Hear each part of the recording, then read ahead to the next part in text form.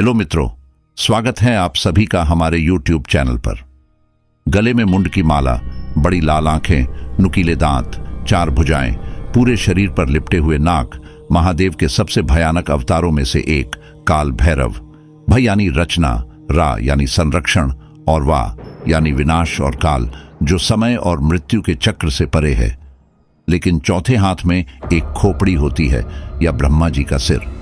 आज हम आपको काल भैरव के जन्म से जुड़ी कहानी बताने जा रहे हैं। शिव पुराण के अनुसार एक बार ब्रह्मा जी और विष्णु जी के बीच इस बात पर बहस होने लगी कि सर्वश्रेष्ठ कौन है।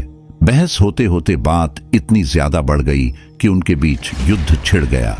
जब देवताओं ने ये देखा तो उन्हें चिंता होने लगी और समस्या सुलझाने के लिए वो शिव जी के पास गए और उनसे मदद मांगी। शिव जी, जो ये सब पहले से ही जानते थे, देवताओं के साथ चलने को तैयार हो गए।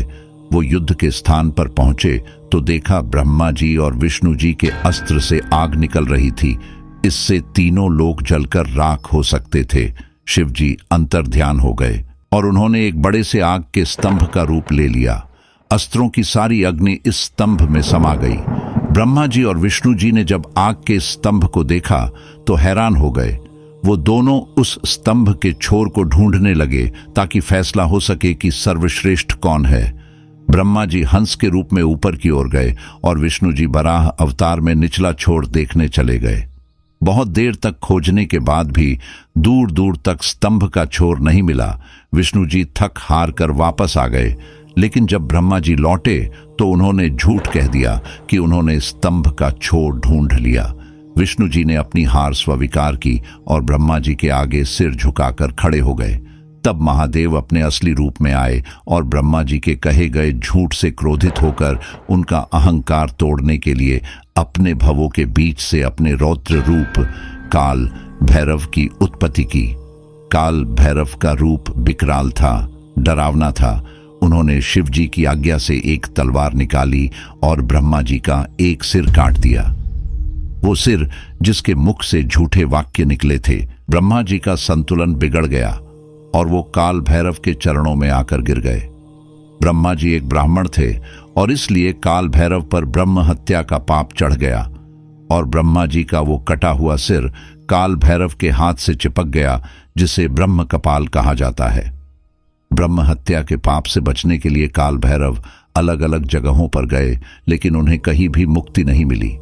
अंत में वो काशी पहुंचे। जैसे ही काशी के धरती पे कदम रखा, उन्हें ब्रह्म हत्या के पाप से मुक्ति मिल गई और ब्रह्मा जी का वो सिर जो उनके हाथ से चिपक गया था, वो अलग होकर वहीं गिर गया और उस स्थान को आज भी कपाल मोचन तीर्थ कहा जाता है। और इसी जगह पे काल भैरव का मंदिर भी है, ऐसा माना जाता है। तभी से काल भैरव काशी में रहते हैं और यहाँ आने वाले भक्तों की रक्षा करते हैं। इस मंदिर में दर्शन करने से सारी नेगेटिव एनर्जी इंसान से दूर हो जाती है। काशी के भगवान विष्णुनाथ की आराधना भैरव बाबा की आराधना के बिना अधूरी मानी जाती है।